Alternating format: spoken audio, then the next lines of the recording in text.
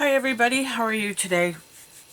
Well, it's my usual, actually it's 7 o'clock in the morning, so it's pretty good. Okay, I did this little ATC card, and this is with some of the paper from Art Attack Supplies, and this is Ken Oliver's paper. So somebody asked me to show them how I make these, so this is what I'm going to make. So I'll put that over there. Now I use wood ATC cards because my husband makes them for me. So this one is kind of ripped already. So what I do is and now this paper that I'm using is relatively heavy. I don't like the real thin papers to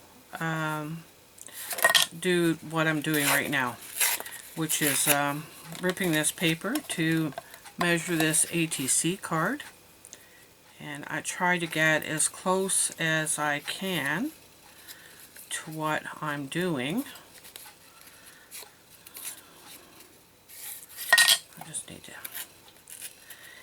if you use this kind of paper that's a little heavier, it's much, well, it's a little harder, I guess, to rip, but I like the weight of it. Now I have to take a little bit, well, I'll just distress that. Now I cheat. That's pretty good right there. I bought some time ago this little Zetter machine, and I can't even tell you where I got it now, but I've had it for a long time. And sorry for the noise.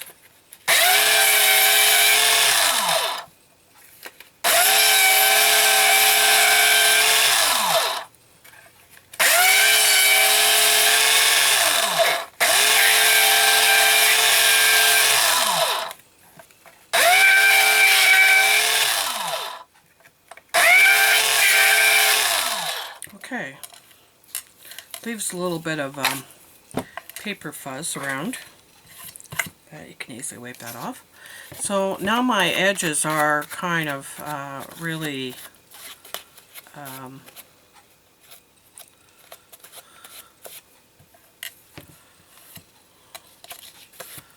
distressed, I guess that's what you call that.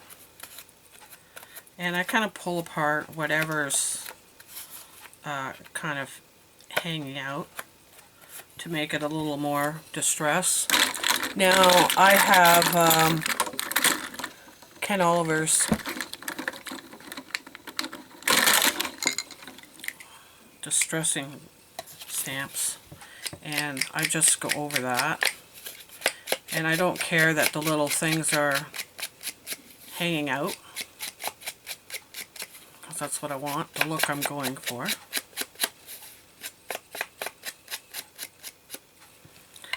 So now I'm going to attach this, and I'm just going to use multi-glue.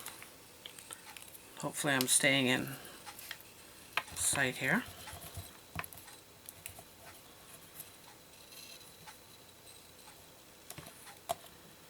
Now I like to do my corners because that seems to be what comes up all the time.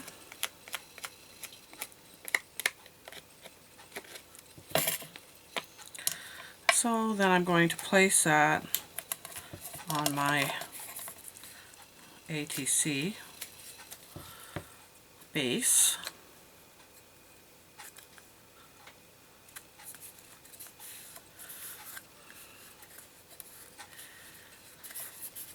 And what I'm going to do again is distress the bottom of this. And I don't care that there's a little bit of wood showing, because I think it adds to the oldness of the card.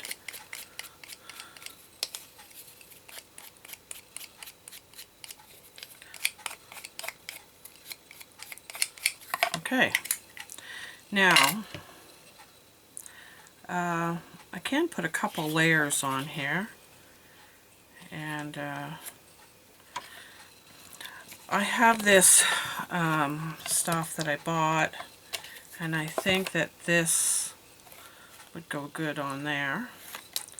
So this stuff is rips a little easier, although it looks like I'm having a hard time, but I'm not really. And I need to make this a little smaller. Going against the grain on this stuff is a little hard.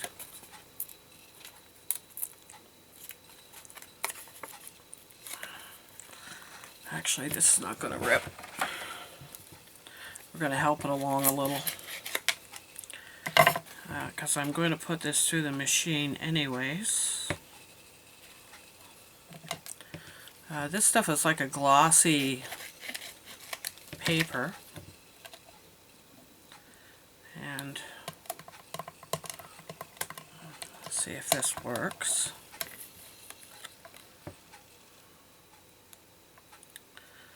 Yeah, it's going to be close, but that's okay. Alright. Maybe should have made that a little bigger. Taking my machine again.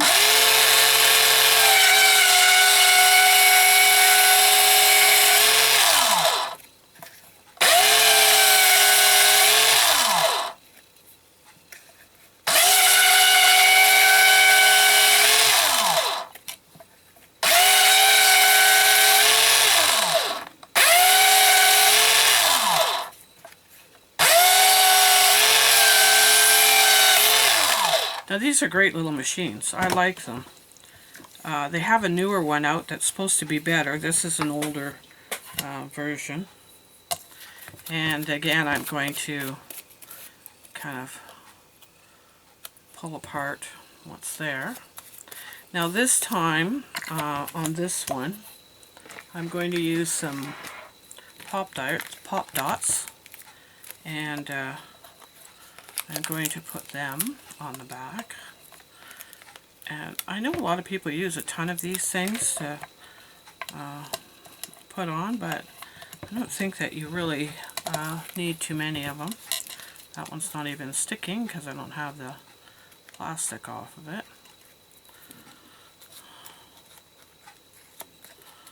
There we go. So I'm going to place this on top of my card.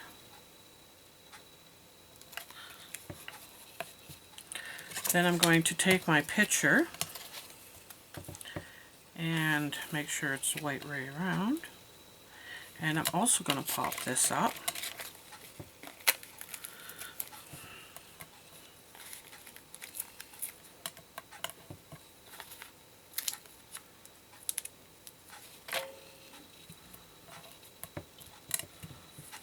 Now I didn't distress any of that one, just because it's black, and it doesn't show up real well. But this one I am going to do the edges.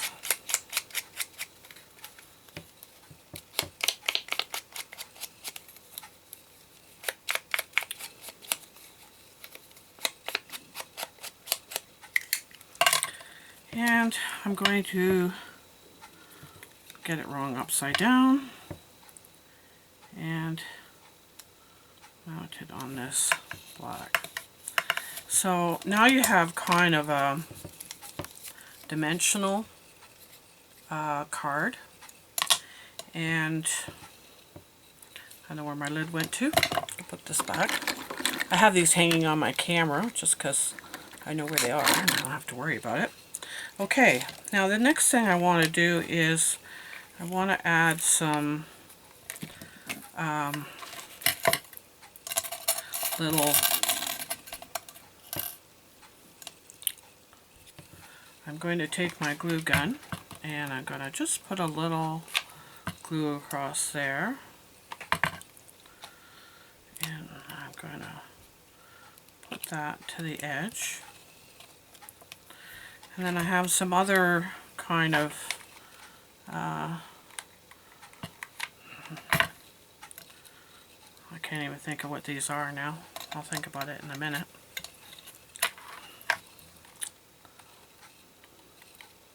Gears.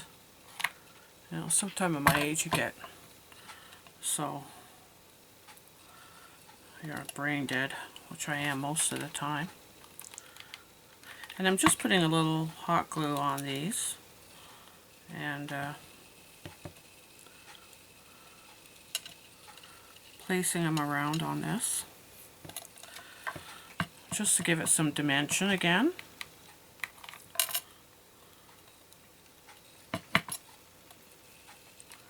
And you can use as many or as little as you want of these. You don't need too much glue on them. I mostly get glue on my fingers than I do on this. Then I have this little clock, and I'm going to put the clock on top. I think I got moved over a little bit.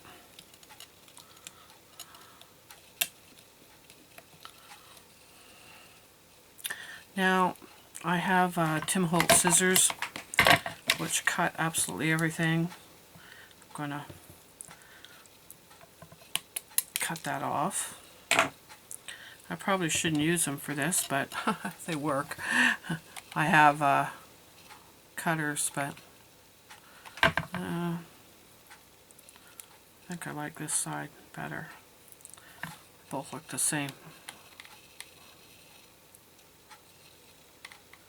And again, I'm just putting a little glue on that, and I'm going to stick that one right on top. Now, I didn't put any sayings on these, and you could. I don't think that they always need sayings. This one has antique on it, and there's your ATC card. Done. Simple as all that. Now, I could have distressed this. On this one I did put it through my Zetter machine and went around it. And, oops. This one I didn't, but you can do it either way. But the thicker paper is better. This stuff here is like a shiny paper. It's very hard to tear, so don't use this. But something a little thicker is good.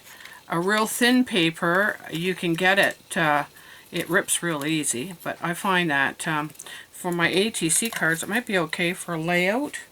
But for my ATC cards, I like something a little thicker than just the regular paper. So just like a thicker paper, it doesn't have to be, but you can buy some stuff that's real. I might put another Pop Dart under this one. Pop Dot, not Tart. It'll be okay, I'm thinking about breakfast now. Anyways, I just thought I'd show you how to make an ATC card and how to distress it and to rip the paper. And somebody asked me how I did it, and that's how I do mine. There is, instead of having a machine, of course, there is, this is a Zetter machine. You know, the distress tools that you can use to distress them. I just find the machine for me is easier. I know a lot of us have problems with our hands, and this there's a little button on the side, and you just press the button down, and it does all the work for you. So it's not so hard on my hands to use it. And I'm always wiping down my table. I always feel like there's stuff on it. I don't know why. Anyways, I'll be back in a minute. My husband built me a couple things that I want to show you, and I got my Midori finally done, so I'll be coming back with that video. Thank you.